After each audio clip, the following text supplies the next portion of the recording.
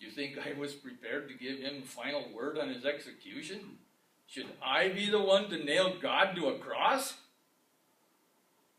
I was nervous, simply questioning him.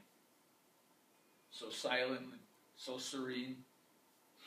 He stood before his accusers as they hurled insults at him. He said nothing.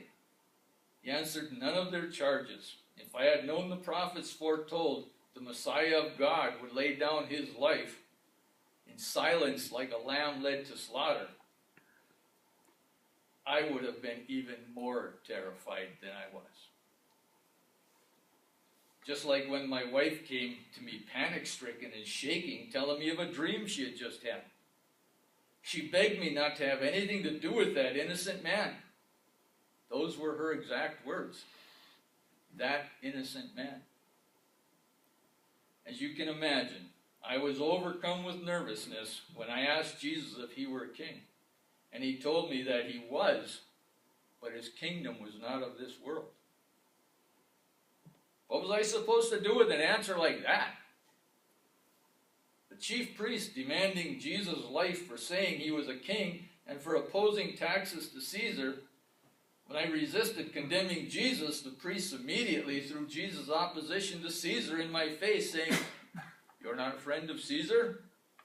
If you let Jesus go, you won't be. He's claiming to be a king." I suppose they were right. By claiming to be a king, Jesus was in a sense opposing Caesar. But I was also afraid of Caesar. What am I to do? I didn't want to kill him. The priest did. I had decided to let him go. I wanted to let him go. But the jealousy of the priests wouldn't allow it. Of course they were jealous. Nothing could have been more obvious. The people were following after Jesus instead of them. The people were listening to Jesus' teachings instead of them. And now they demanded Jesus' death so that they could be done with him.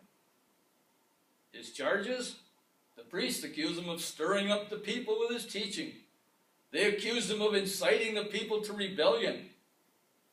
And of course, they accused him of claiming to be God. And what if he is? What if he is? There was one chance to alter the fate of Jesus. It is the custom of the Jewish people to have one prisoner released as a pardon every Passover. This release is granted by me as the governor. So I suggested to the crowd that Jesus be released instead of being condemned. To make sure they chose Jesus, I gave the choice of Jesus or Barabbas. Now, Barabbas was a notorious murderer. How could they not pick him? Of course, they would choose Jesus. When I offered the freeing of Jesus, I used the name Christ, meaning God's anointed, God's Messiah, God's deliverer. Because this is exactly who Jesus was claiming to be. And you know who they chose to be set free? The murderer. How crazy is that? When I asked them what I should do with Jesus, they responded, "Crucify him! Crucify him!" It was then I washed my hands before the crowd in a bowl of water, and I said, "I am innocent of this man's blood." But then I turned Jesus over to be crucified. I condemned him without evidence, without reason, without anything. Such a spineless leader I was. This was my reputation before I came face to face with Jesus, and this is the reputation history remembers me by.